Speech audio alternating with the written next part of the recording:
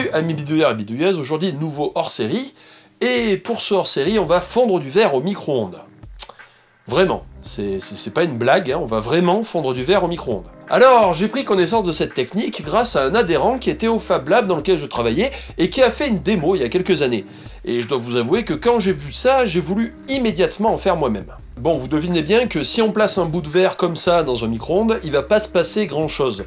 Au pire, le verre va devenir un petit peu chaud, mais bon, on sera loin de le faire fondre. Il faut donc utiliser une astuce qui va permettre d'atteindre une chaleur suffisante.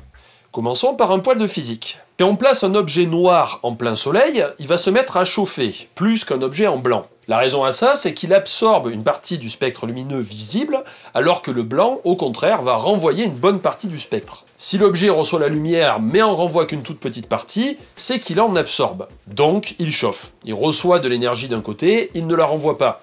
L'énergie qu'il reçoit se voit donc transformée en chaleur. Ce qu'on appelle le spectre visible, c'est-à-dire la partie du spectre électromagnétique qui est visible, qu'on peut recevoir au travers d'un œil humain, est une toute petite partie du spectre électromagnétique. En fonction de la longueur d'onde, on a découpé ce spectre en plusieurs parties. Au-dessus du spectre visible, on va trouver les ultraviolets, les rayons X et les rayons gamma. Et en dessous, à des longueurs d'onde plus grandes, les infrarouges, les ondes radio et nos fameuses micro-ondes. Un four micro-ondes émet des micro-ondes, oui c'est bien, il y en a qui suivent quand même.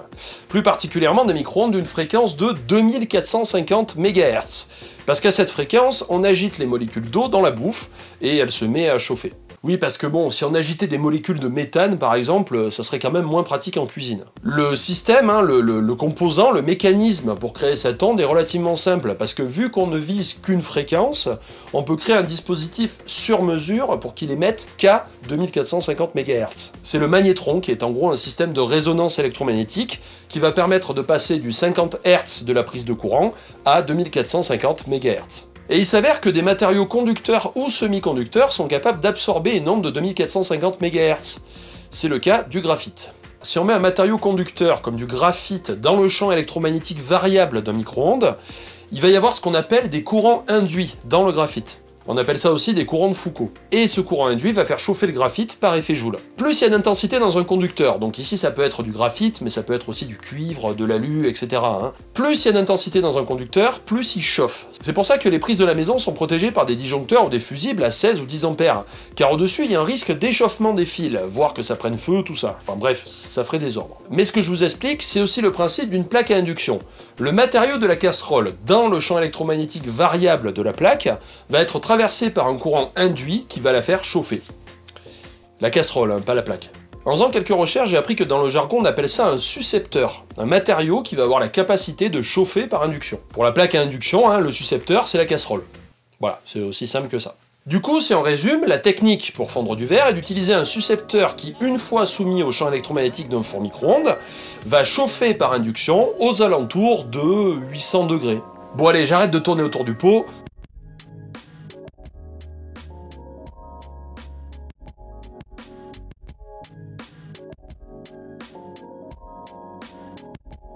Voici le microwave clean. Alors désolé, je le prononce sûrement pas bien parce que j'ai une mauvaise prononciation en anglais. Oui, ça veut dire four à micro-ondes, mais en anglais on appelle un four micro-ondes microwave oven et pas clean. Car clean désigne une chambre isolée thermiquement, si j'ai bien compris.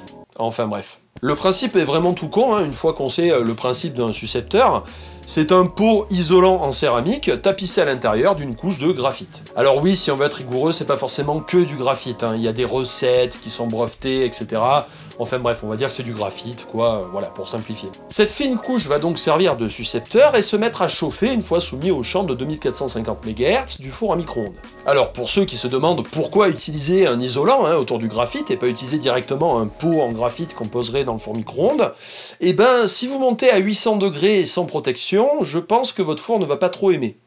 Voire même pas du tout. Bon allez, un petit test. Alors le four à micro-ondes que j'utilise est uniquement dédié à ça, hein. Et il me sert aussi de repose-pied quand je suis devant mon PC. Pour la petite histoire, on va dire qu'au début j'ai fait des tests avec le micro-ondes de la coloc, hein. Mais bon, on m'a fait comprendre que ça serait bien de fondre du verre ailleurs que dans un endroit où on réchauffe de la nourriture. J'avoue, c'est quand même un bon argument. L'avancée de la science a donc été retardée, hein, le temps que je trouve un micro-ondes en brocante et que j'y rajoute des ventilateurs pour le refroidir.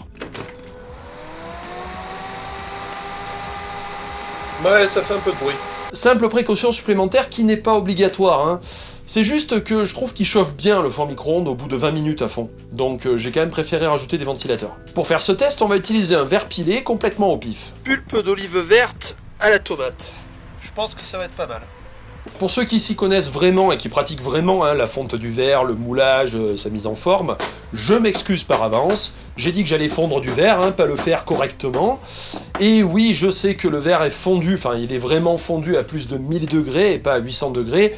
Mais bon, on a déjà quelque chose à 800 degrés d'assez impressionnant par rapport à l'installation qu'on a, quoi. Donc on va mettre ça en vrac sur le plateau du four. Alors normalement ici on utilise un papier spécial en dessous du verre pour éviter que ça colle à l'isolant. Mais comme je me suis mal renseigné, j'en ai pas pris, donc c'est un petit peu bourrin, hein, ça risque de coller à l'isolant. Ensuite, on ferme le micro-ondes et on l'envoie à fond pendant au moins 20 minutes. Alors pendant que ça chauffe, je peux vous montrer un autre truc qu'on peut faire avec un four micro-ondes, hein, c'est une soudeuse par point. Alors, je dois l'avoir dans le coin. Voilà. Viens ici, toi. Hop. Voilà. Donc ça, c'est la mienne. Alors oui, elle est faite un petit peu à l'arrache et il y en a qui sont 10 fois mieux faites si vous cherchez sur Internet. Mais elle fonctionne. Un peu. Voilà. Je vous en parlerai peut-être un jour si ça vous intéresse.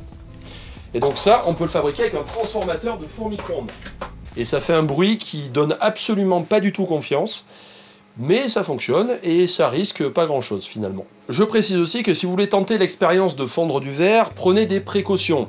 C'est-à-dire qu'on manipule pas directement le verre fondu, mais c'est quand même à 800 degrés. Donc faites attention, c'est chaud. Ah, merci de l'info.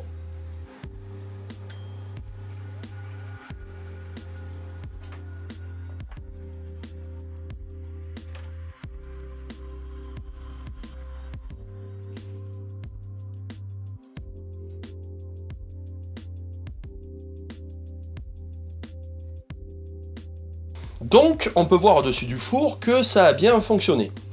Si on en trouve le four, on voit le verre en fusion. C'est quand même vachement impressionnant, hein. La première fois qu'on fait ça, c'est ouf, surtout que là vous avez la vidéo, mais il y a une chaleur de ouf qui arrive et on sent que c'est vraiment chaud, quoi. Bon, déjà rien que la couleur, voilà, mais voilà, c'est vraiment trop cool de faire ça, enfin, je trouve ça génial, moi. Si j'ouvre le four direct après la sortie du micro-ondes, le verre à 800 degrés est exposé à un appel d'air à 20 degrés. Petit choc thermique de 780 degrés hein, qui va pas trop lui plaire. Si je laisse ouvert trop longtemps, le verre va refroidir trop vite et il risque de se casser en deux. Du coup, on le laisse refroidir gentiment et si vous faites l'expérience, vous verrez que ça met super longtemps à refroidir, parce qu'on est monté quand même pas mal en température. Donc le verre va rester chaud pendant très longtemps. C'est sympa comme expérience, mais on pourrait se poser la question de à quoi ça sert en dehors du fait de s'éclater à faire des expériences à fondre du verre pilé, quoi. Et ben c'est une pratique qui est assez commune aux États-Unis, par exemple, hein, pour faire des bijoux. On va mélanger au verre des pigments pour le colorer, et ça va donner des pendentifs, des trucs comme ça. Et finalement, c'est ça le plus drôle, je trouve, hein, c'est que le microwave fusing, c'est un peu l'équivalent du macramé.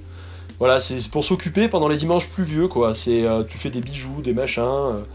Voilà, c'est un petit peu badass comme occupation, mais je sais pas, je trouve ça vraiment rigolo. Et en plus, ce qui est intéressant, c'est qu'en France, c'est pas du tout connu comme pratique, comme technique pour faire des bijoux, etc.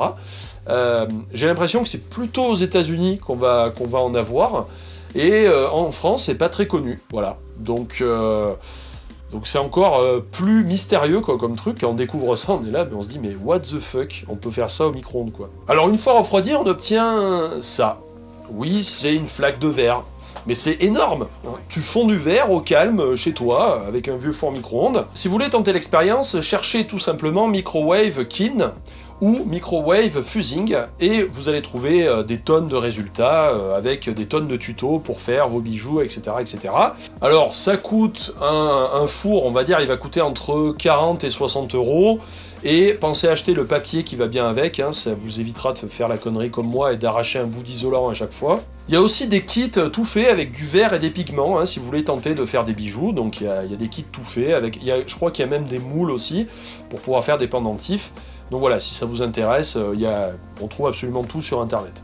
Du coup, c'est assez difficile d'en trouver dans des boutiques françaises, alors sauf Amazon, hein, parce que c'est les premiers résultats qui tombent quand on tape ça sur Google, mais on va dire des boutiques qui sont en France et qui vendent directement ce genre de four, c'est assez difficile d'en trouver, donc si vous avez un lien sympa, mettez-les dans les commentaires, hein, pour ceux qui n'ont pas envie d'acheter en export chinois ou autre. Alors pour ceux qui, comme moi, veulent essayer, j'attends vos photos d'expérience sur Twitter, je me ferai un plaisir de les partager, et ça peut être aussi une idée originale de cadeau à une personne créative, hein, qui aime bien faire des bijoux, des trucs comme ça, et ben voilà, vous pouvez lui acheter ça pour son anniversaire, et je pense que ça serait, voilà, c'est super original comme idée de cadeau. En attendant, je vous dis à une prochaine, on se revoit pour d'autres vidéos. Salut, amis bidouilleurs et bidouilleuses.